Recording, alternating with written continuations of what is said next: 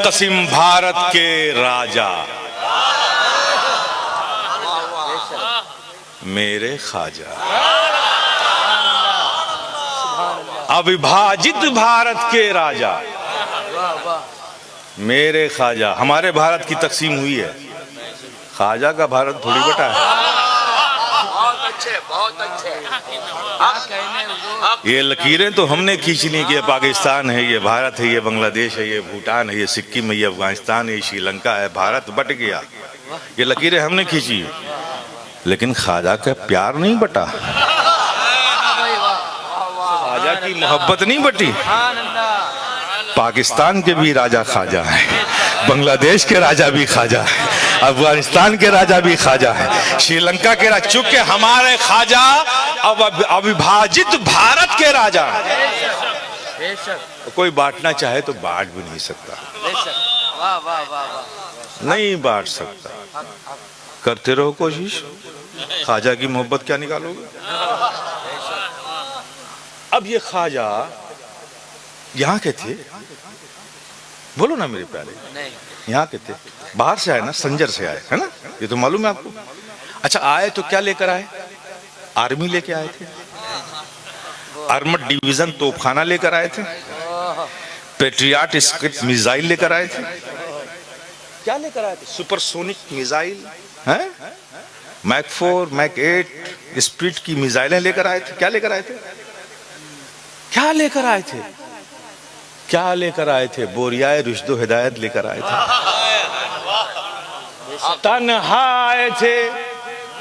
कमाल की बात है, इंतखाब भी फरमाया तो क्या फरमाया, ऐसे मुल्क में ऐसी जमीन पर आए जहां के राजा से खुद वहां की जनता बड़ी पीड़ित थी। ऐसे क्रूर राजा के शासन में आए, क्या लेकर आए? कुछ नहीं, तन्हा आए।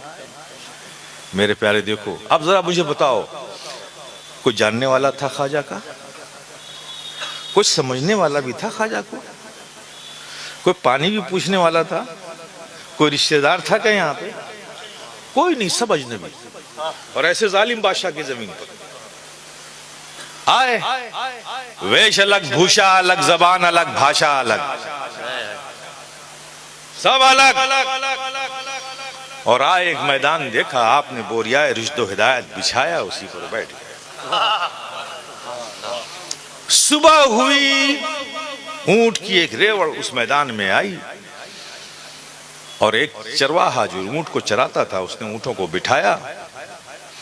देखा कि मैदान के किनारे पर कोई बैठा हुआ है, करीब गया, ऊपर से नीचे तक देखता रहा कि ये हम में से तो नहीं है, ये तो लगता है कहीं बाहर से आए हैं, लेकिन वो देखता जा रहा है। फिर उसने कहा, महाराज आप यहाँ के तो नहीं हैं, आपका आना यहाँ शुभ हो, आप यहाँ के नहीं हैं, लेकिन महाराज क्षमा चाहते हैं। नजर पड़ते ही अदब उसमें आ गया। ये कैसे बेअदब है कि हजारों लोगों को फैजान पाते देख रहे, फिर भी अदब नहीं आ रहा है।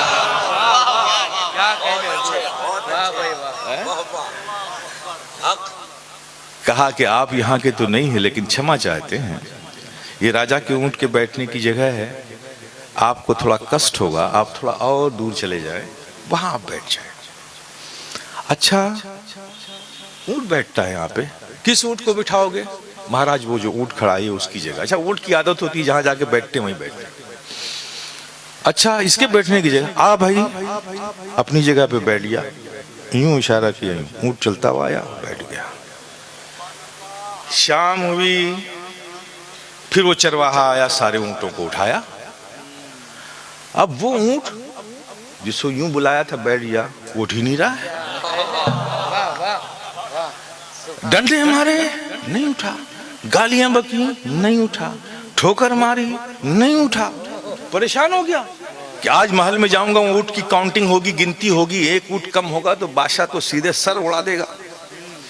तो जाते ही साथ महाराज से कहा, महाराज पता नहीं क्या बात है कि सारे ऊंट को उठाया, उड़ गया, एक ऊंट आज उठता ही नहीं, बहुत कोशिश की, मैदानी में बैठा हुआ। राजा ने पूछा, कौन बिठाता था रोज? कहा महाराज मैं ही बैठाता था। कौन उठाता था? मैं उठाता था। लेकिन महाराज सुनिए सुनिए, वो जो ऊंट नहीं उठ रहा है ना, मैंने आज उसे नहीं बिठाया, मैंने नहीं उठाया। मैंने आलम ख्याल में उस ऊंट से पूछा, लात खाई उठा क्यों नहीं? रोज तो उठता था। डंडे खाए रोज तो उठता था, उठा क्यों नहीं? ठोकरें खाई रोज उठता था, उठा क्यों नहीं? कहा सुन, तुझे समझ में नहीं आता, रोज वो बिठाता था, रोज वो उठाता था, बैठता था, उठ जाता था। तुझे पता नहीं है कि आज किसने बिठाया है?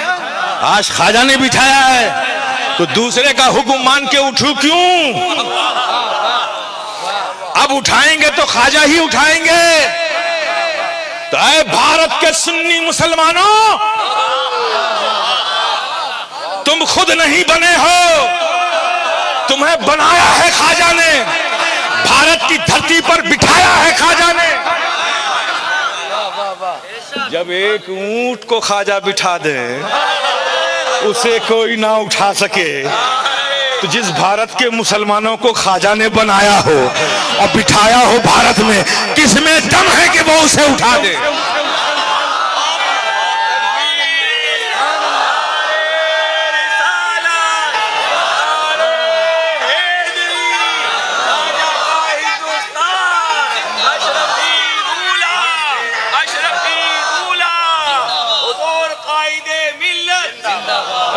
भारत के सुन्नी मुसलमानों, डरना नहीं, तुम ख्वाजा के बेस्ट प्रोडक्ट हो। बड़ी मेहनत से बनाया है ख्वाजा ने हमें, घर छोड़ा तो बनाया है, वतन छोड़ा तो बनाया है, खेशो अकारिब को छोड़ा तो बनाया है, सफर की सऊबतें उठाई हैं तो बनाया है, भूखे प्यासे रहकर संजर से भारत का सफर किया है तो बनाया है, यहाँ आके अजनबियत के माहौल में रहे तो बनाया है। बड़ी मेहनत से बनाया है। और ज़ाब्ता यही है कि आप कोई चीज मेहनत से बनाओ, उसे कोई तोड़ेगा तो तोड़ने दोगे क्या? बोलो ना, जितनी ताकत है रोकोगे ना, जितनी ताकत है रोकोगे ना। तो भारत के सुन्नी मुसलमानों, हमेशा दिमाग में रखना,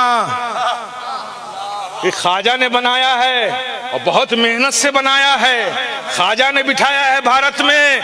तुम फिक्र मत करो, जिसने तुम्हें बनाया है उसको तुम्हारी ज्यादा फिक्र है। इसीलिए तो मैं कहता हूं कि भारत का सुन्नी मुसलमान भारत ही में बना है, भारत ही में रहेगा। और दो चीजें बड़ी इंपॉर्टेंट हैं हमारे लिए। पहली चीज जो हमारे बका और वजूद की जमानत है, वह है बुजुर्गों का, औलिया का फैजान। और दूसरी चीज भारत का संविधान। पहला औलिया का फैजान और दूसरा भारत का संविधान। फैजान तो उनके इख्तियार में है, संविधान तो हम सबका है, इसको बचाना भी है ना। तो कोई फिक्र करने की जरूरत नहीं है, कोई गम खाने की जरूरत नहीं। जिसके माल हो उसको बहुत फिक्र है, तुम्हारी बहुत फिक्र है। परेशान मत हो मेरे प्यारे, ये मेरे भारत जो है अजीम भारत है। और याद रखो मेरे प्यारे सुन्नी मुसलमानों, हमें फख्र है तहदीस नेमत के तौर पे, बतौर फख्र व मुबाहात हम ये कहते हैं कि हम लोग बहुत ही खुशनसीब हैं। क्यों? इसलिए कि हम भारतीय निवासी हैं।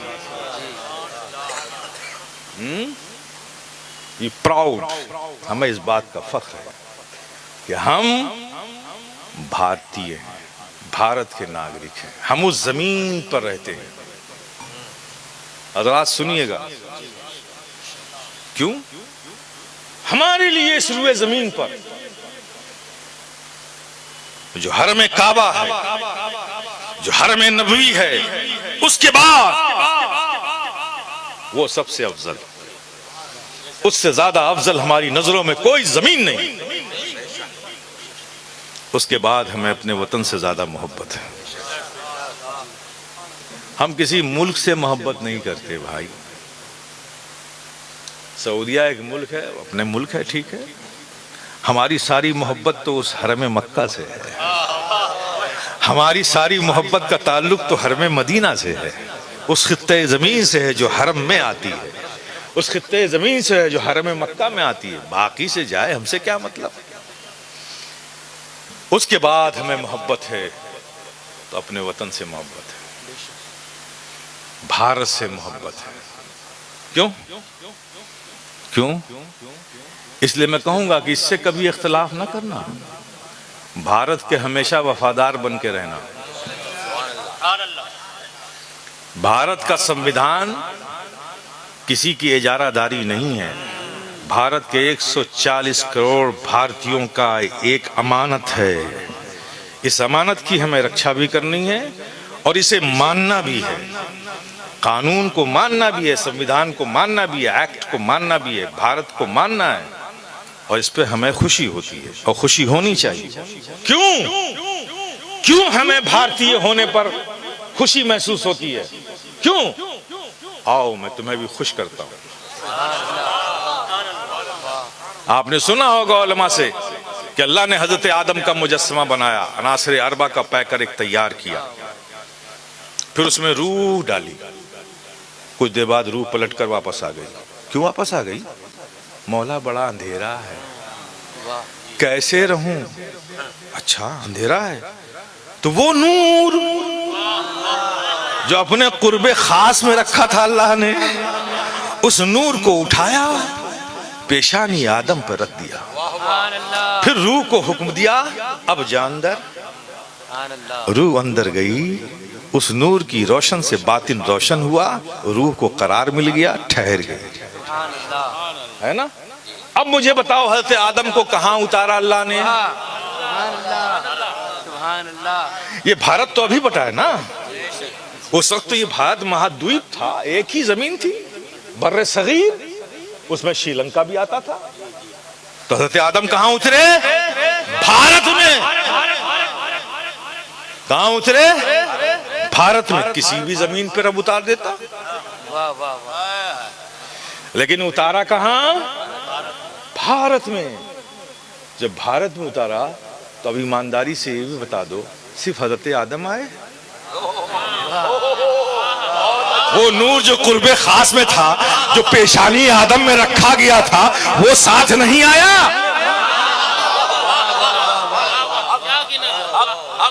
तो मेरे प्यारे, हमें नाज है कि हम भारतीय हैं, इसलिए कि अल्लाह के प्यारे हबीब आका मौला के नूर का नुज़ूल भारत में हुआ और ज़ुहूर मक्का में हुआ।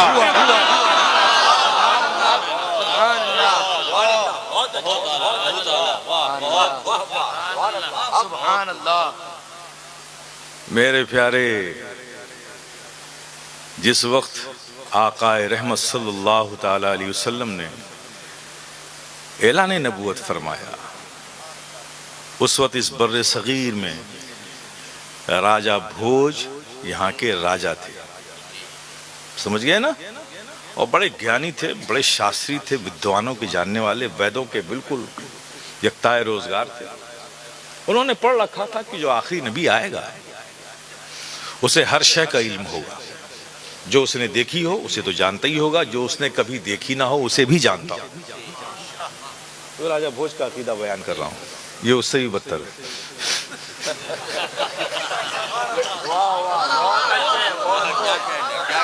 है। बहुत अच्छा। जिसको ना भी देखा होगा उसे भी जानते होंगे। तो उसने अपने एक खास वजीर को, जो बड़ा नौजवान था और राजनीति का बड़ा चाणक था, मैं आज के चाणक की बात नहीं कर रहा हूं, क्या कहना। राजा भोज के जमाने में राजा भोज का वो नौजवान मंत्री बड़ा होशियार, जीरक, ज़हीन था। उसने बुलाया कि रतनदास इधर आओ। कहा जी महाराज। कहा मैंने सुना है और वेदों में पढ़ा था कि आखिरी नबी आएगा और वो मक्का में आएगा, और मैंने सुना है कि किसी ने मक्का में ऐलान नबूवत किया है, तो मैं चाहता हूं कि तुम जाओ जरा तस्दीक करो कि ऐलान करने वाला कैसा है, वाकई नबी है कि नहीं है। तो राबा रतनदास ने कहा कि महाराज, मैं राजनीति का खेल तो खेलता हूं, ये नबूवत को जांचने का मेरे पास कोई पैमाना नहीं है। ये ऐसा नया काम आप मुझे दे रहे हैं। कहा देखो, जो नबी होंगे उन्हें हर शय का इल्म होगा, तो तुम ऐसी चीजें यहां से लेके तोहफे में जाओ जिसको किसी अरब ने कभी देखा ही ना हो। रतनदास लेकर पहुंचे, तलाश करते रहे। अब उस जमाने में नबी हिजरत करके मदीने शरीफ तशरीफ ले आए थे, मक्के से हिजरत कर गए थे। मदीने में पूछते पूछते लोगों ने बताया फला जगह चले जाओ, फला नखलिस्तान में नबी अपने सहाबा के साथ मौजूद है, अभी हमने देखा है। वो वहां पहुंचा तो वो गौर कर रहा था, चूंकि तो देखने आया था कि नबी हैं कि नहीं है, तो डायरेक्ट नहीं किया। वो आड़ लेकर छुपा हुआ था और बार बार सुनने की कोशिश कर रहा था कि क्या बातें हो रही हैं, कैसे हैं, कौन है। तो उसने देखा जो मजमा लगा हुआ था, चारों तरफ परवानों की मानिंद सहाबा बैठे हुए हैं। उस शमा को उसने पहचान लिया कि ये इसी का नूर है जो सब जगह चमक रहा है। तो वो एक टक नबी को देखने लगा, बार बार झांक के नबी देखे फिर आड़ में हो जाए, नबी को देखे फिर आड़ में हो जाए। फिर उसके बाद नबी ने तबस्सुम फरमाया, जो गुफ्तगू फरमा रहे थे वहीं रोका और रोक कर यूं सर उठाया, चश्मा ने रहमत उठाई और दूर खड़े जो आड़ में रतनदास थे उनसे कहा, भाई आप आ जाओ, आप क्यों वहां खड़े हो। अब रतनदास हाजिर हुए, अब तो कोई चारा नहीं था, हाजिर हुए। जब करीब आए तो सबने पलट कर देखा, अब उनका लिबास वबास तो सब दूसरा था। साहबा भी हैरत में है कि कौन है, कहां से आए भाई। तो आका मुस्कुराते हैं। मुस्कुराकर आका ने पूछा, क्या पूछा मालूम है, हिंद से आए हो। खुदा की कसम, ये तबस्सुम जो सरकार ने फरमाया, हिंद से आए हो, मुस्कुराकर फरमाया, ये क्या वजह है कि सारे औलिया कराम ये अरब से इधर ही क्यों आए, यूरोप क्यों नहीं गए। क्या यूरोप को हिदायत की जरूरत नहीं थी, तबलीग की जरूरत तो वहां भी थी। ये सब के सब दातागंज बख्श लाहौरी, ख्वाजा खाजगा अजमेरी, हज़रत महबूब इलाही, मखदूम सिमना, हज़रत रिज़्क़ुल्लाह शाह, जितने भी है सब इधर। ये यूरोप क्यों नहीं गए, उन्हें भी तो हिदायत की जरूरत थी। ये सब वो लोग थे जो नबी के उस तबस्सुम को ढूंढने आए थे कि इसकी वजह क्या है नबी। और आज मेरे प्यारे, शायद उस वक्त सहाबा हिंद कहकर नबी ने जो मुस्कुराकर हिंद किया, उस तबस्सुम को न समझ सके हों, लेकिन आज भारत का 22 करोड़ मुसलमान आका के तबस्सुम की खैरात लिए हुआ चमक रहा है। नबी उस वक्त देख रहे थे कि ये उस जमीन से आया है जहां मेरे गुलामों की तादाद 22 करोड़ होने वाली है। मेरे प्यारे, ये है मेरा भारत महान, मेरे ख्वाजा का भारत है महान, और मेरा भारत अनडिवाइडेड भारत है। लकीरें खींचकर कुछ मुल्क अलग हो गए, ठीक है, उन्हें उनका मुल्क मुबारक हो, लेकिन जो है भारत वो हमारा भी है, हमारा है। हमें इस पर नाज है कि हमें यहाँ अकेला नहीं छोड़ा गया। हमें दस्तगिरी करने के लिए ख्वाजा खाजगा मौजूद हैं, हज़रत रिज़्क़ुल्लाह शाह मौजूद है। जिस ज़मीन पर, जिस शहर में चले जाओ, कोई न कोई अल्लाह का नेक वली बंदा हमारी दस्तगिरी के लिए मौजूद है। जब इतने सरपरस्त मौजूद हैं तो तुम्हें गम किस बात का है,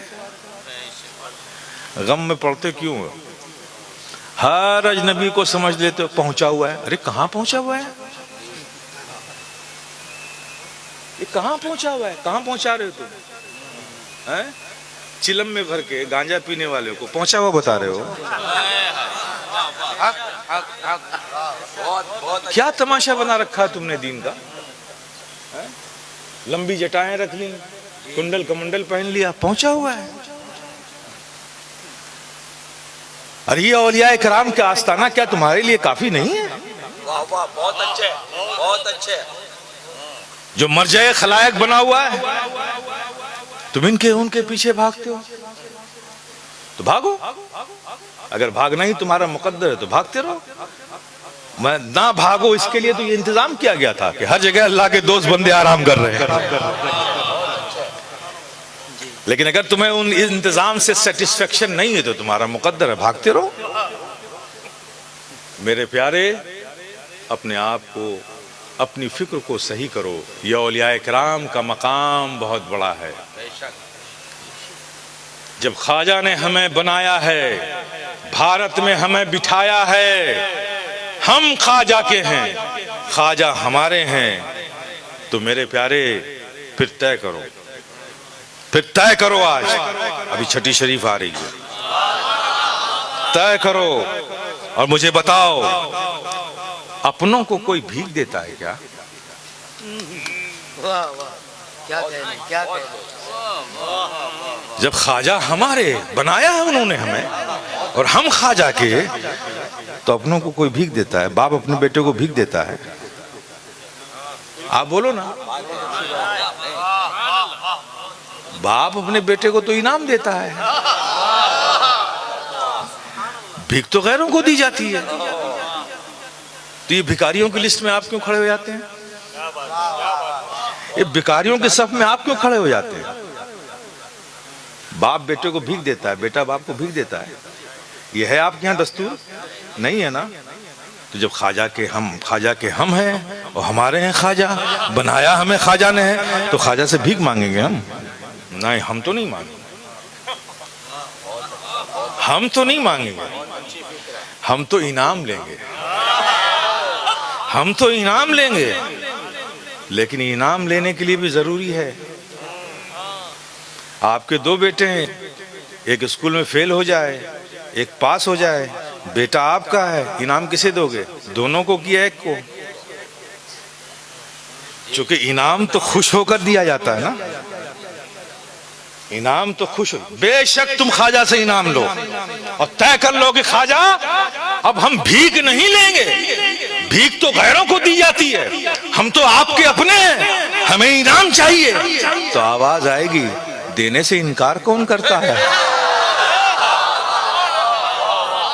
इनाम के लायक तो बन जा, इनाम तो खुश होकर दिया जाता है, मुझे खुश तो कर। ये कैसी खुशी दे रहा है मुझे कि शाहजहानी मस्जिद में जमात खड़ी है, नमाज हो रही है, तू वहां छोड़कर जमात को मेरे पास आकर फरियाद कर रहा है। कैसा नादान है कि मेरी नजर उन नमाजियों की तरफ होगी कि जो नमाज छोड़कर मेरे यहाँ आए उनकी तरफ होगी। अरे इतना तो समझ, जिस नमाज की लज्जतों से मैंने अपनी जिंदगी का हुस्न सजाया, जिस कुरान की तिलावतों से मैंने रूह की पाकिज़गी पैदा की, जिससे मैंने मोहब्बत की जो जिंदगी भर मेरा शियार बना रहा, जिससे मैंने कमाले मोहब्बत की, दीन से की, दीन के अहकाम से की, फराइज से की, वाजिबात से की, नमाज से की, तिलावत कुरान से की, दरूद के विर्द से की, यही मेरी जिंदगी का शक्ल रहा, यही मेरी खुशी रही। तू उसे छोड़कर मुझे खुश करना चाहता है? वाह वाह वाह वाह। अरे मेरी नजर इस वक्त शाहजहानी मस्जिद में खड़े हुए मेरे उन गुलामों पर है जो रब की बारगाह में सर झुका रहे हैं। अरे यहाँ क्यों आया है? पहले वहां जा, वहां जाकर रब की बारगाह में सजदा कर, नमाज पढ़, फिर आ मेरे पास, फिर देख मैं तुझे इनाम देता हूँ कि नहीं। सुभान अल्लाह, सुभान अल्लाह। नारे तकबीर, नारे रिसालत, नारे हैदरी, फैजाने सरकारे गरीब नवाज, हुजूर कायदे मिल्लत, मसलके आला हजरत। और रही बात मिलने की, मिलता तो सबको है, भीख मिलती है। और याद रखो, भीख जो मिलती है ना, उस पर गुजर बसर होता है, कमाल नहीं पैदा होता। और जब इनाम कोई देता है तो इनाम देने वाला लेने वाले की हैसियत नहीं देता, इनाम देने वाला लेने वाले की हैसियत को नहीं देखता, देने वाला अपने मकाम से देता है। तो मेरे प्यारे, ख्वाजा की चौखट पे जाओगे ना भी, भीख नहीं, इनाम लेने वाले बनो। इनाम मिल गया ख्वाजा की बारगाह से, तो वो इनाम तुम्हारे लिए नहीं, तुम्हारी नस्लों के लिए काफी हो जाएगा। इनाम लेने वाले बनो। इनाम लेने के लिए फिर वो काम तुम्हें करना पड़ेगा जिससे ख्वाजा खुश होते हैं। बेशक। आज तो अपने हिसाब से काम करते हो, जो तुम्हारी तबीयत चाहती है, फूल ले लिया, चादर ले लिया, चले गए, शेरनी रख लिया, ये तुम्हारी पसंद है, ये ख्वाजा की पसंद थोड़ी है। वो जिंदगी भर चादर बटोरते रहेगा। बहुत अच्छा। तो तुम अपनी पसंद की चीज भी लेकर जाते हो मोहब्बत में, तो सरकार कबूल कर लेते हैं। वाह वाह, बहुत अच्छे। और जब एक हम जैसे इंसानों के ज़र्फ को ये गवारा नहीं कि कोई कुछ लेकर आए और उसके बर्तन को हम खाली लौटा दें, हम कुछ ना कुछ डाल देते हैं, है ना। तो जब हम अपनी पसंद की चीजें लेकर ख्वाजा की चौखट पर जाते हैं, ख्वाजा तो महान है, तो जाहिर है कि वो हमें कुछ दे देते हैं, हम लेकर चले आते हैं, उसी में मगन होते हैं। लेकिन मेरे प्यारे, एक बार अब तक जाते रहे अपनी पसंद की चीजें लेकर, एक बार वो चीज भी लेकर जाओ जो ख्वाजा को पसंद है। जाना है बारगाह में, चलो पहले तहियतुल वज़ू मस्जिद पढ़ लेते हैं, सलातुल मस्जिद पढ़ लेते हैं, 2 रकात नमाज नफिल मस्जिद, नमाज का वक्त है तो चलो पहले नमाज पढ़ लेते हैं, बहुत अच्छे, बहुत अच्छे। फिर थोड़ा तिलावत कर लेते हैं, फिर थोड़ा दरूद पढ़ लेते हैं। अब इसको सजाओ, लेकर चलो। अरे मियाँ, ये फकीर शफी गदाए जिलानी का विजदान बोलता है, ख्वाजा की पसंद की चीज लेकर बढ़ोगे ना, दूर से आते हुए नजर आओगे ना, तो ख्वाजा का दस्ते करम तुम्हें पकड़ कर अपनी तरफ खींच लेगा और सीने से लगा लेगा। अरे रोज आता था अपनी पसंद की चीज लेकर, आज तो तू मेरी पसंद की चीज लेकर आया। आ जा, मेरी आगोश करम में आ जा। तो मेरे प्यारे, इन बुजुर्गों की बारगाहों से सब कुछ मिलता है। बेशक। लेने वाला चाहिए, अंदाज लेने का चाहिए। इस्लाम ये कोई छू छा हू हा नहीं है, आप समझ गए ना। ये आंखें लाल पीली ये सब नहीं है, बड़ी प्रैक्टिकल चीज है, बहुत अच्छे, आप समझ गए ना। बहुत अच्छे। आप खुद भी गुमराह होते हैं और इस्लाम को दूसरों के सामने भी बदनाम करते हैं। अगियार को कहने का मौका मिलता है, सही है। ईमान को मजबूत रखो, अल्लाह की ज़ात को, यकीन को अपने मजबूत रखो। और औलिया इकराम यहाँ मौजूद हैं, अपने लिए इनको अपना मसीहा समझो, दादरस समझो, दस्तगीर समझो। जाओ इनकी बारगाहों में, कुछ वक्त इबादतों में गुजारो, कुछ वक्त तिलावतों में गुजारो, कुछ वक्त औरात में गुजारो, फिर जाओ इनकी बारगाह में। इनसे बड़ा दयालु दयावान कोई नहीं है। तुम जाओगे इनकी बारगाह में रोकर, इन्होंने तुम्हारी हालत पर रहम खा लिया और तुम्हारी आदतों को, तुम्हारे अमाल को कबूल कर लिया, तो ये किसी की चीज को ये यूं ही नजरअंदाज नहीं करते। ये बड़े गैरतमंद लोग हैं, ये फौरन तुम्हारे लिए अपनी तुरबत में रब की बारगाह में हाथ उठा देंगे और अल्लाह अपने महबूब बंदों की दुआओं को ठुकराता नहीं है, कबूल कर लेता है। तो मेरे प्यारे, ईमान मजबूत करो, अकीदा मजबूत करो और अमल के धनी बनो। बेशक।